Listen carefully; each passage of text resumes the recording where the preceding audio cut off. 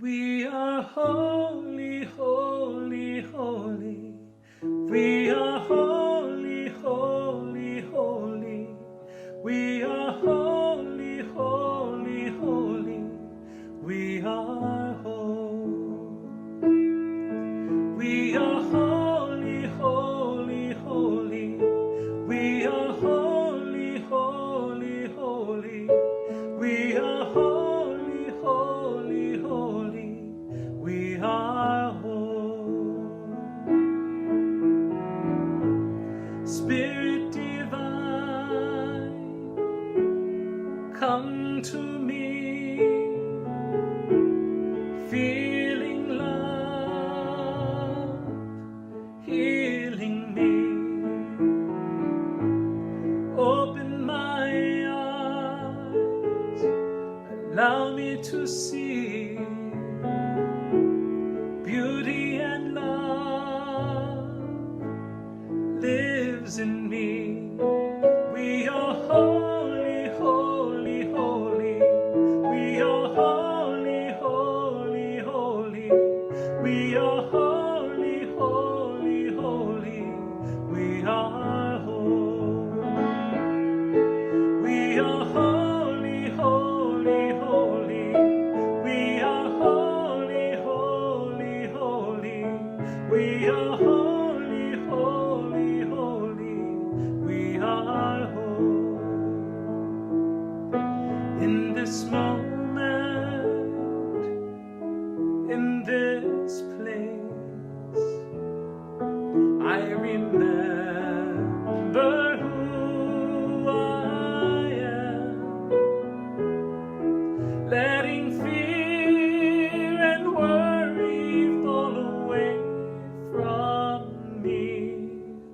I open my eyes and see there is only love. There is only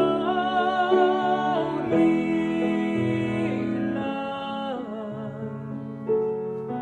It's a love that heals, love that sets us free.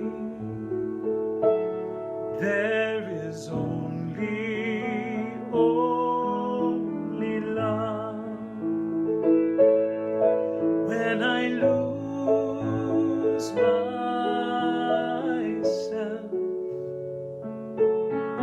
when it seems I've lost my way, when I go inside and quiet my mind, I can hear Spirit gently say, there is only love. There is only love. It's a love that heals, love that sets us free. There is only love. We are holy, holy, holy. We are holy, holy, holy. We are holy, holy, holy. We are whole. We are holy, holy, holy. We are holy, holy, holy. We are holy, holy, holy. We are whole. There is only love. There is only love. It's a love that heals, love that sets us free. There is only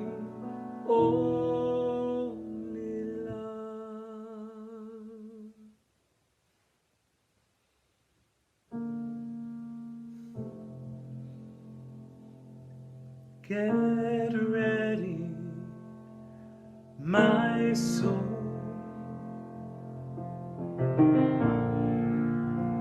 I'm diving in. Get ready, my soul. I'm diving in to the deepest kind of love, to the sweetest kind of life.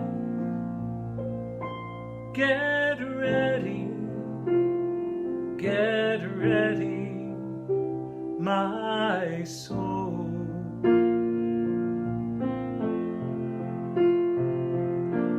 Everything I've ever done, everything I've ever seen, everything I've lost or won,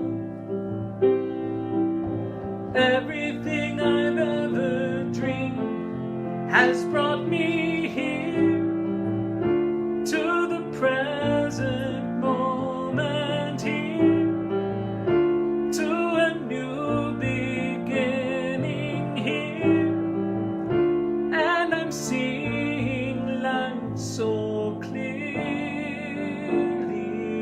now. Get ready, my soul. I'm diving in. Get ready, my soul. I'm diving in to the deepest kind of love, to the sweetest kind of life. Get ready, my soul. 'Cause here I go, deeper, deeper, deeper than I've ever been before. Here I go, closer, closer, closer to my sacred source. Here I go, deeper, deeper, deeper than I've ever been before. Here I go, closer, closer, closer to my sacred source. Get ready, my soul. I'm diving in. Get ready, my soul. I'm diving in to the deepest kind of love, to the sweetest kind of life.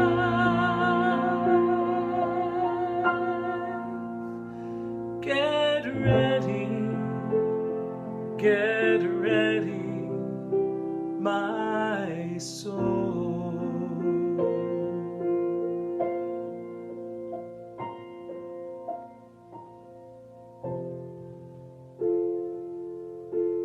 I'm raising the veil between me and my God. No separation, no distance at all. God is right here in my heart. God is right here in my heart. God is right here in my heart. I'm raising the veil between me and my God. No separation, no distance at all. God is right here in my heart. God is right here in my heart. God is right here in my heart. I'm raising the veil. God is right here in my heart. God is right here in my heart. God is right here in my heart. I am raising the veil.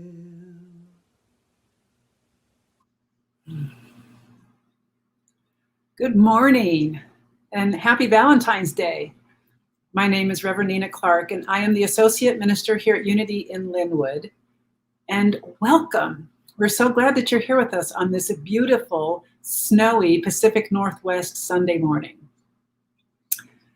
Although Yeshua ben Yosef's 40 days in the desert is used as the template for our Lenten practice, we should recall that he used his 40 days as preparation for his ministry.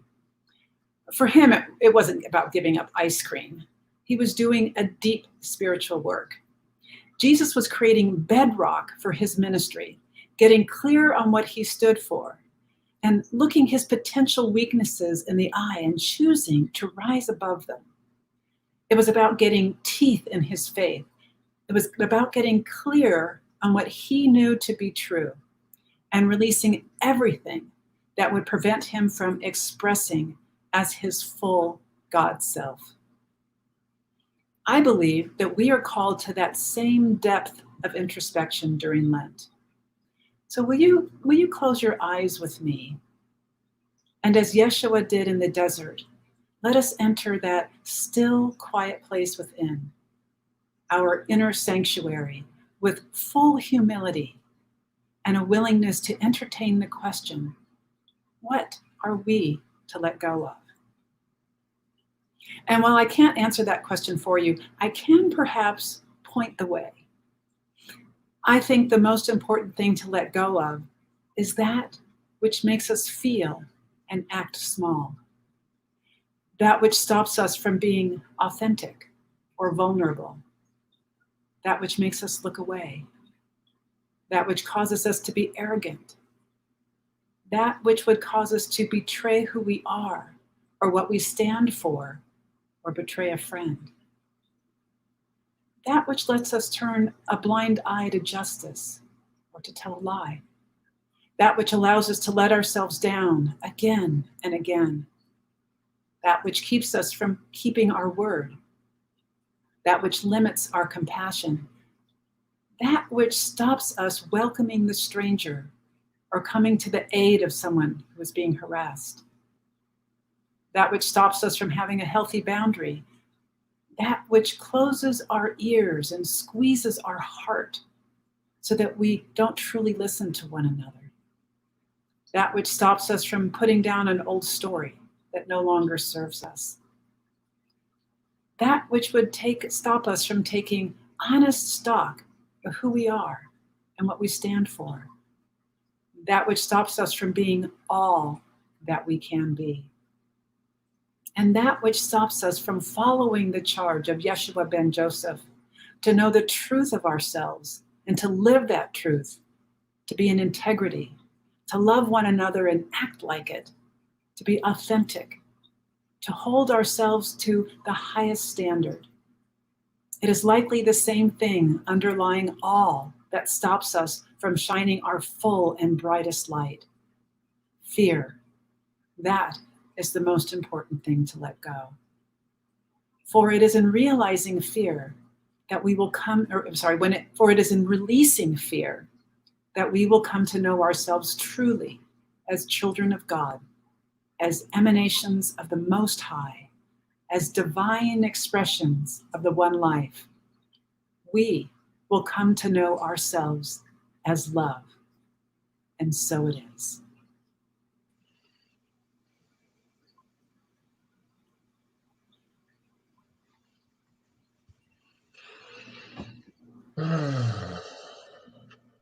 Thank you, Reverend Nina Clark. Thank you, Cameron Sullivan. Thank you, Matthew Wilson. I love the idea of welcoming you into our home. So welcome. I'd like to start by saying thank you to the many people who contributed to our treat drive for frontline hospital workers. The response was overwhelmingly beautiful. So to each of you, thank you. Happy birthday, Michelle Van Eyck. This program was her brainchild, and while she will not be able to deliver those treats on this day, her birthday, as she had planned, dear sister, your day's coming. Thank you for standing to center for such a noble idea. My name is Richard Held. I am honored and privileged to be the spiritual director for Unity in Lynnwood. For those who have children, please note that youth and family ministries gatherings are available to you as well. If you would like credentials for next week's gathering, simply contact that program's director. Her name is Stacy Bailey. We invite you to avail yourself to the vehicles of support which we have fashioned for you. Of course, visit unityinlynnwood.org. Peruse our website where you can meet your conversation leaders in deeper ways. You can read recent blogs, enlist prayer support, even download brochures, engage with Unity in Lynnwood on the social media platforms of your choice. We invite you to download the Breeze app. Now, this enables text notifications, reminders, Friday affirmations, and so much more. As always, if you would prefer to stay in touch through a couple email messages each month, and no, we would never share or sell your information, simply click or call, write or ring. It's also a great way to confirm that we have your current information. If you have been with Unity in Lynnwood forever, check in once in a while. Be certain we are connected.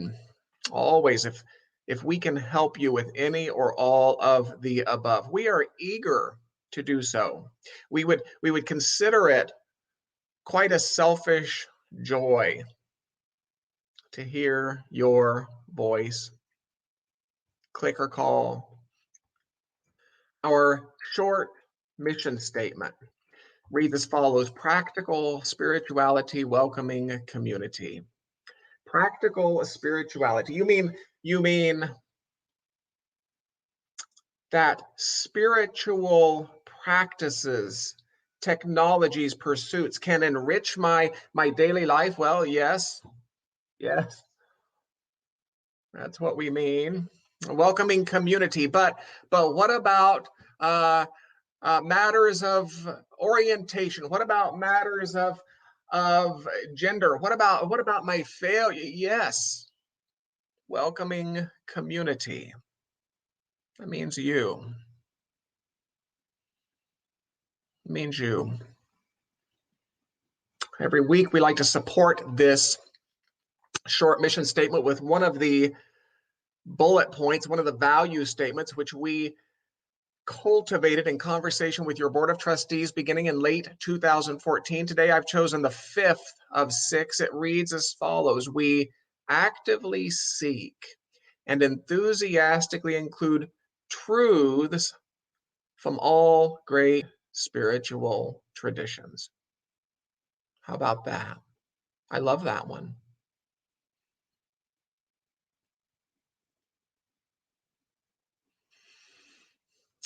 If you'd like prayer support,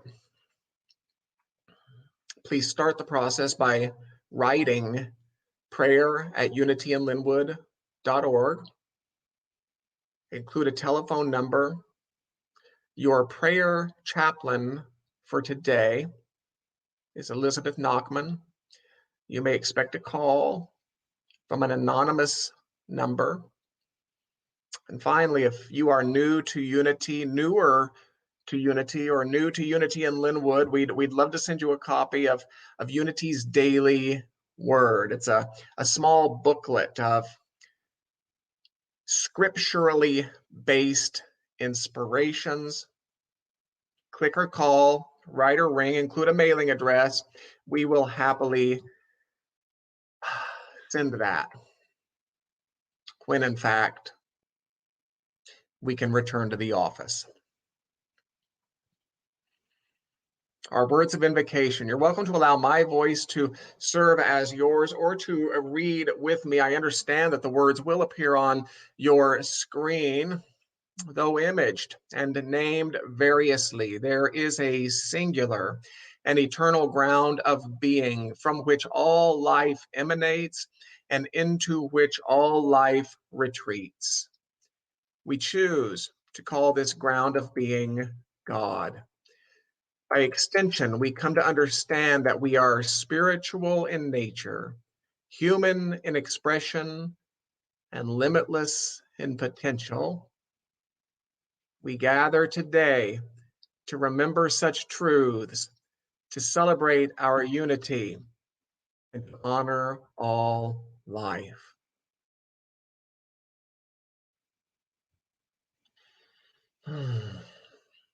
Now, I have to tell you, I don't know when I've been quite so excited about an upcoming program. It occurred to me that to explore the tensions of Palm Sunday and the triumphs of Easter Sunday without exploring the universal dynamics that are detailed between the two is somehow lacking, grossly lacking, really, laughably lacking. It would be like saying that Dorothy fell asleep and Dorothy woke up, the end. Frodo left home and Frodo came home, the end. It would be like that. So it is that I invite you into Holy Week 2021. It's a program that explores the universal dynamics so integral to any such heroic journey. Dynamics such as decision, resistance and support, commitment, sacrifice, uncertainty, through a week of daily online services. I think it can be said that the heroic journeys of Dorothy, Frodo, Jesus, and by extension you include moments of decision, resistance, and support, and so forth. Now, these gatherings will last about 30 minutes each, and all will find themselves warmly welcome. Now, of course, this Holy Week is preceded by that period of preparation Christians call Lent. And this period of preparation will begin this week. And of course, everybody knows that you're supposed to give up something for Lent.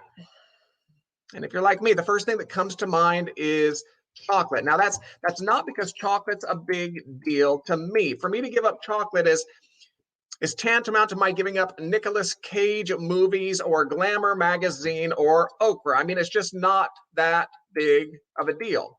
The first thing that comes to mind is chocolate because I'm giving up chocolate for Lent has become nothing less than a modern day mantra among pseudo-religious folk.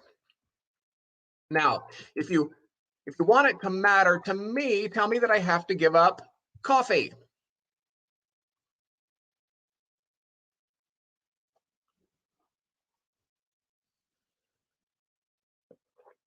Or tell me that I have to give up good shoes, or if you want it to matter to me, tell me that I have to give up social media. Now, I know I'm not alone on that one. Statistically speaking, even in the few short minutes of this conversation, my words have been tweeted, my face has been posted, my presentation has been rated between 9 and 13 times.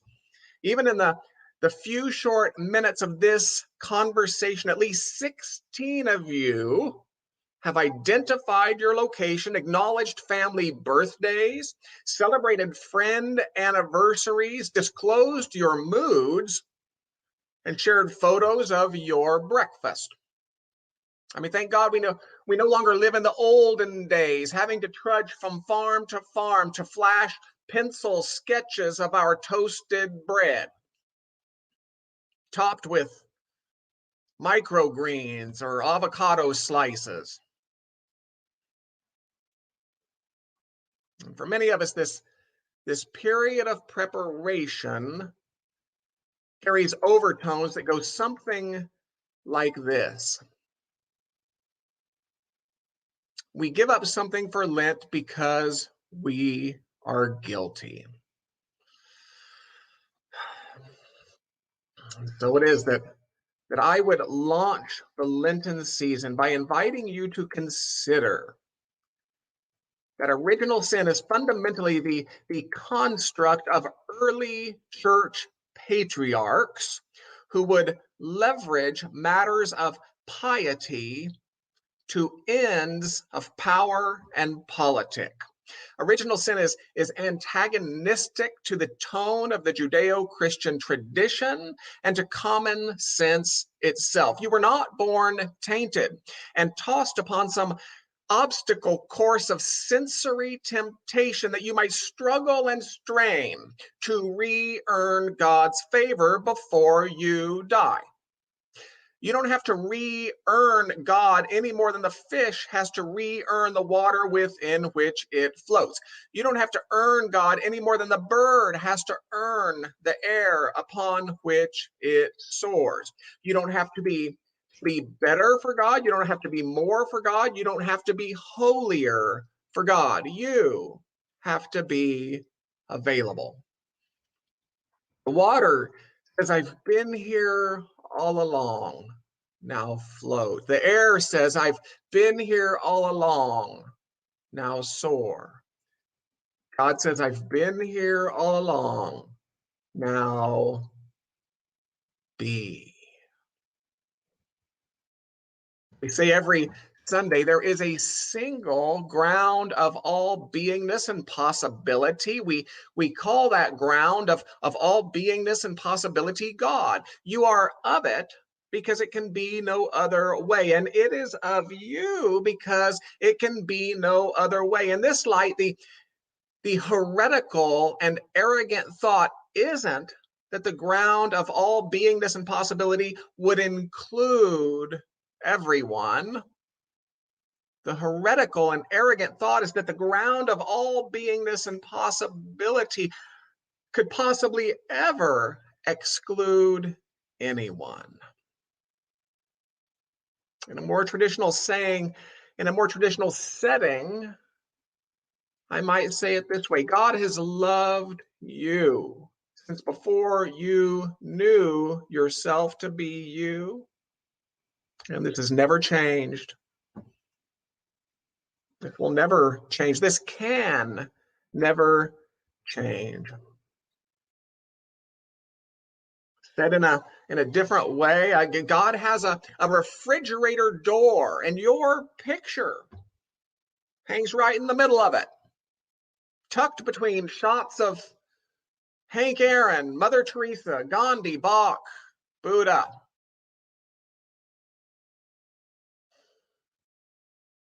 Nor did Jesus die some 2,000 years ago because of something you did wrong last week.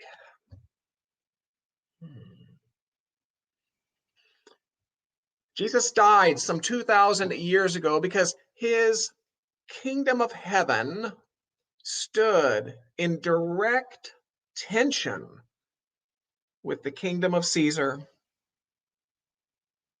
A social order in which the lives of the marginalized many were financed by the lives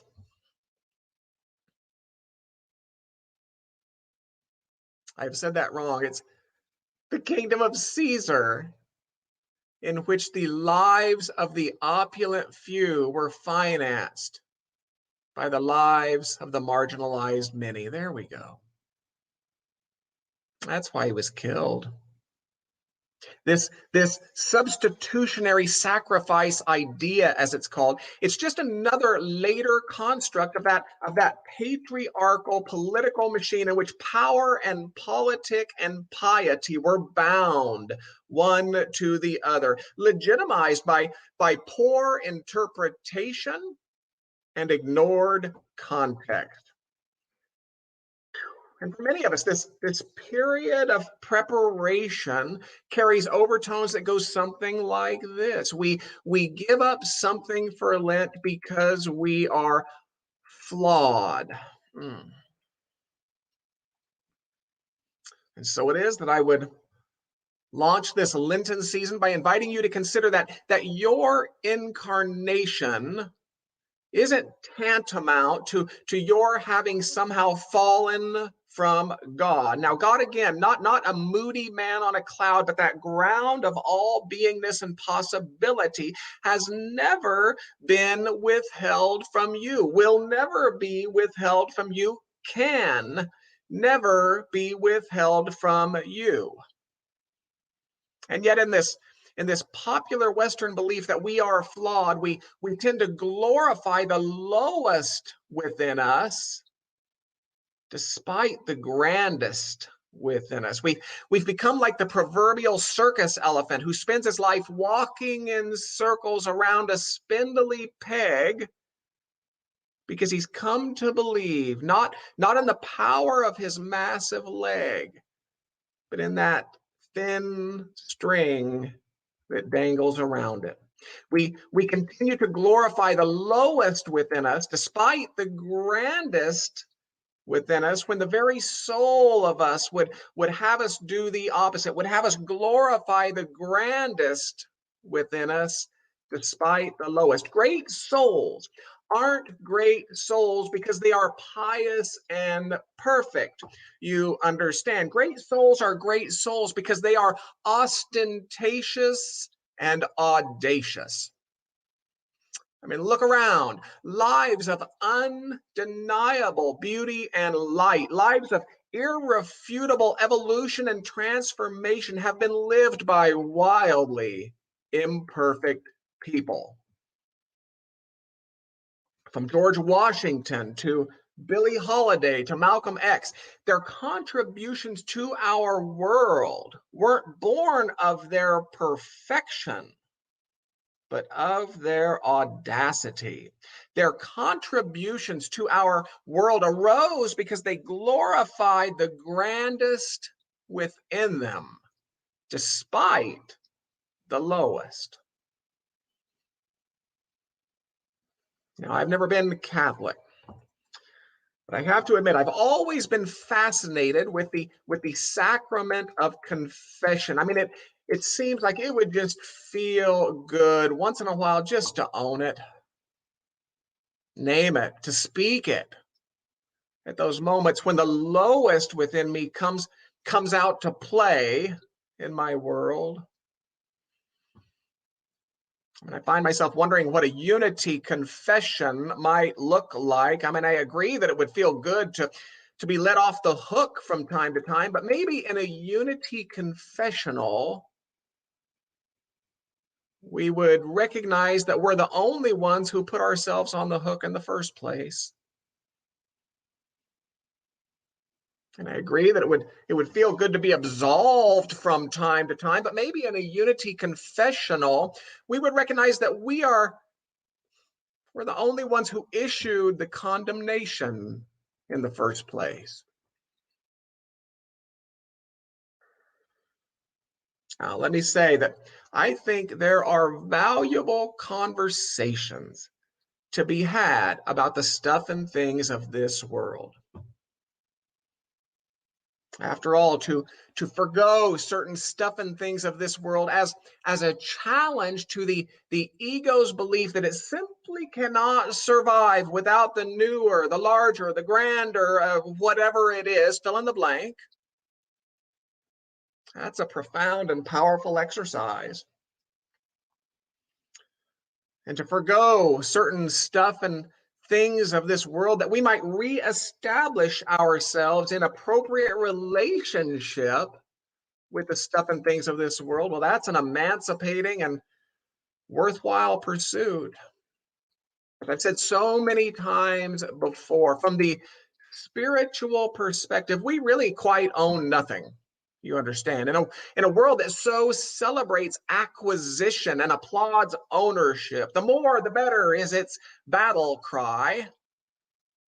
From the spiritual perspective, we own nothing. At best, we are the honorary caretakers of the stuff and things of this world. We are the honorary caretakers of each other. The moment you start to think that you are the owner of your children, your spouse, your parents, look out. Look out. So the world's myth is really something of an egoic trap, in a sense. The world's myth is an egoic trap which you cannot win, because the stuff and the things of this world are nothing more than teaching toys on a playground shared by souls doing soul work. And the consciousness acquired is the only things souls keep when a game ends and souls move on to the next playground. So yeah, I think there are valuable conversations to be had about the stuff and things of this world, but it's a conversation about egoic attachments, not inherent guilt or innate flaws. In the end, let the encouragement of this morning be that you embark upon this period of preparation, not for a humanity that might be pressed down and pulled apart, but for a humanity that might be lifted up and brought together. Let the encouragement of this morning be that you embark upon this period of preparation, not in acknowledgement of some inherent guilt or innate flaw, but in acknowledgement of the audacious possibilities of God through you. For far too long, we've tried it the other way. Paraphrase Bishop John Shelby Spong. While humanity has spent the past 2,000 years looking backward and celebrating the notion that the divine would express as human, humanity must spend the next 2,000 years looking forward and accepting the dictate that the human must express as divine. I like to say it this way: while humanity has spent the past 2,000 years building steeples pointing to transcendent gods in distant geographies, humanity has to spend the next 2,000 years inverting those same steeples that they might remind each of us of an immanent God, which so longs to be realized and energized right here and right now, through human minds, through human hearts, through human hands.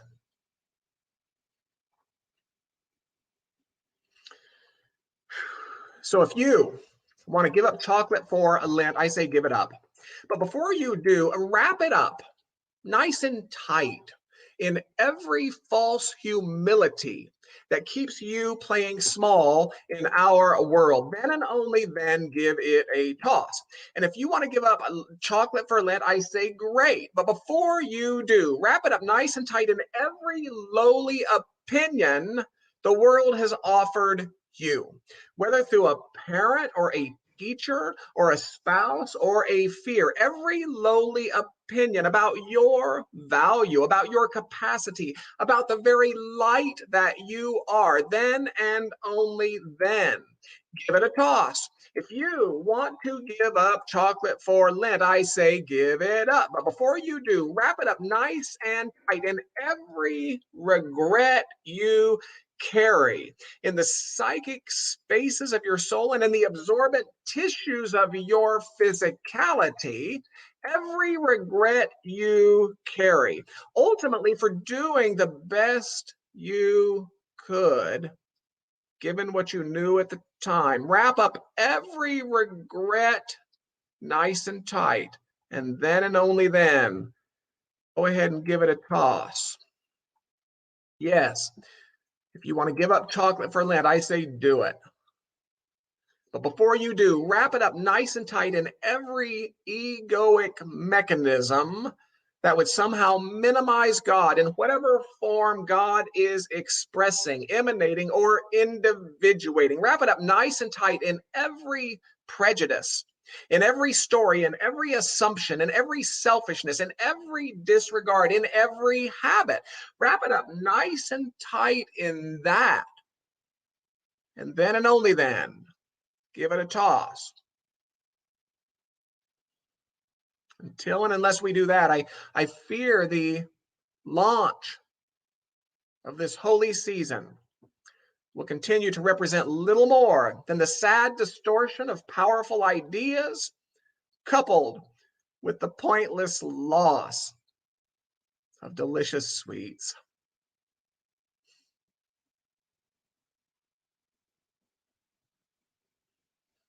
Let's close our time together with a few minutes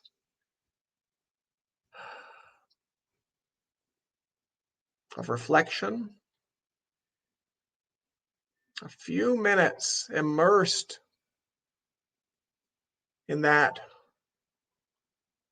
realm that transcends words,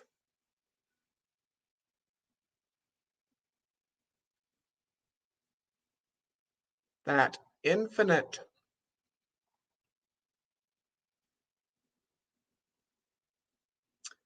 endless reality that knows itself as life, as wisdom, sufficiency, always, always harmony. Let's spend a few minutes in silence,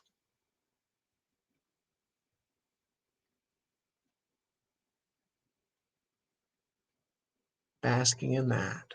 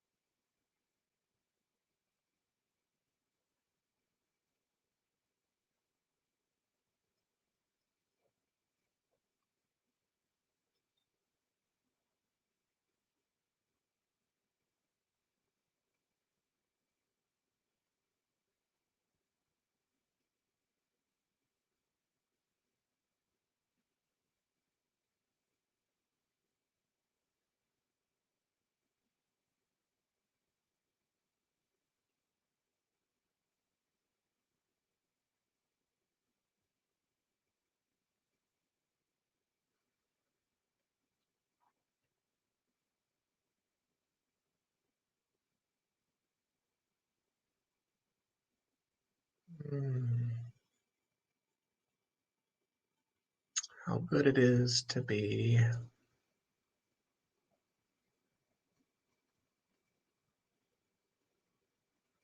How good it is to be together.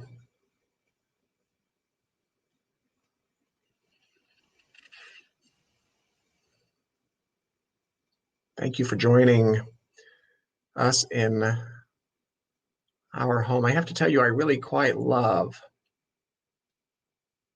sharing my journey with each and every one of you.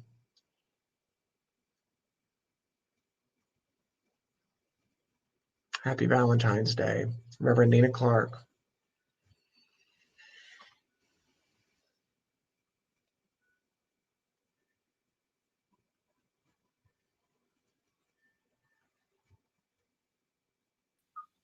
Try again. I just want to say thank you and preach, Dr. Richard.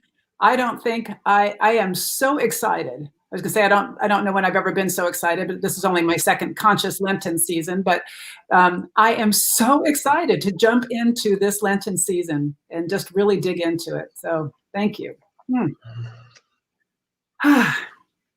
Well, spiritual practice isn't called practice for nothing. There are opportunities for us to practice with every passing moment. Meditation, minding our thoughts, service, turning our attention to God, and tithing is one such practice. Tithing is affirming a state of consciousness. Conscious tithing is a spiritual practice on the same scale as service and prayer. When we give, we place a demand on consciousness. We place ourselves in the divine flow of plenty, and we affirm that we are immersed in a universe of plenty. Charles Fillmore tells us, it is the law of spirit that we must be that which we would draw to us.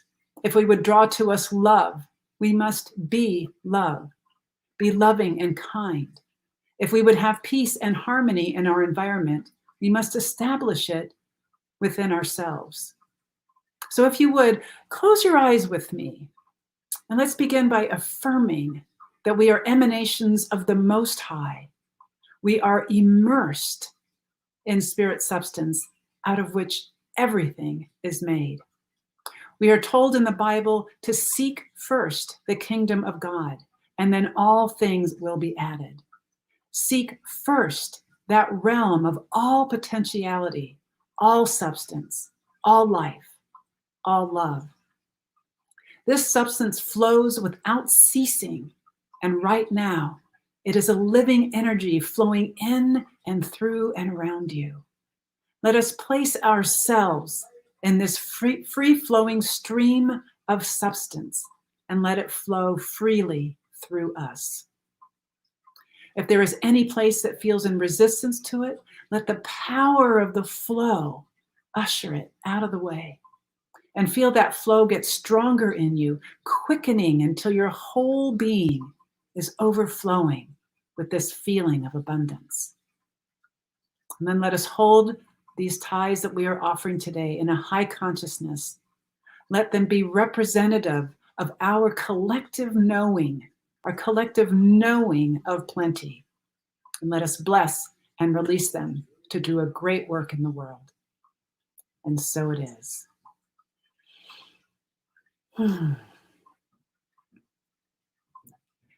You are invited to any of our small groups to learn or to deepen your connection with others. The groups that are currently meeting virtually are UIL Connects, which meets the second and fourth Thursdays at 7 p.m. We also have the Student of Myrtle Study Group that meets the last Tuesdays of each month at 7 p.m. And our third group is Search for God Study Group, which meets every Monday at 7 p.m. You can register for these by either visiting our website or clicking on the link provided in your social media chat box window. And if you need more details, go ahead and write small groups at unityinlynnwood.org for details.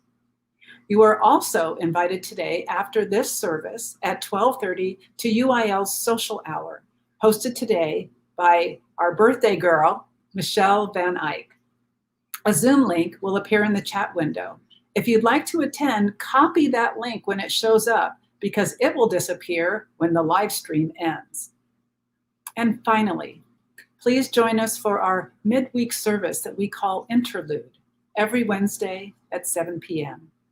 And for Spiritual Saturdays with Rabbi Ted Falcon this month on February 20th at 11 a.m. And be sure to join us on February 28th and March 7th, when we will be joined by guest speakers, Reverend Howard Caesar and Dr. Joan Borisenko.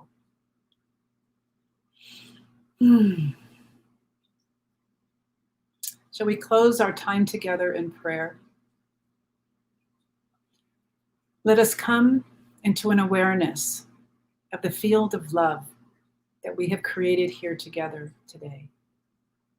Let's come into an appreciation of this field of love that we have created here together today. Let us know together that wherever we are all still connected, for we cannot not be connected, for we are expressions of the same thing. Let us agree to let this day of love morph into a season of love, and then into a year of love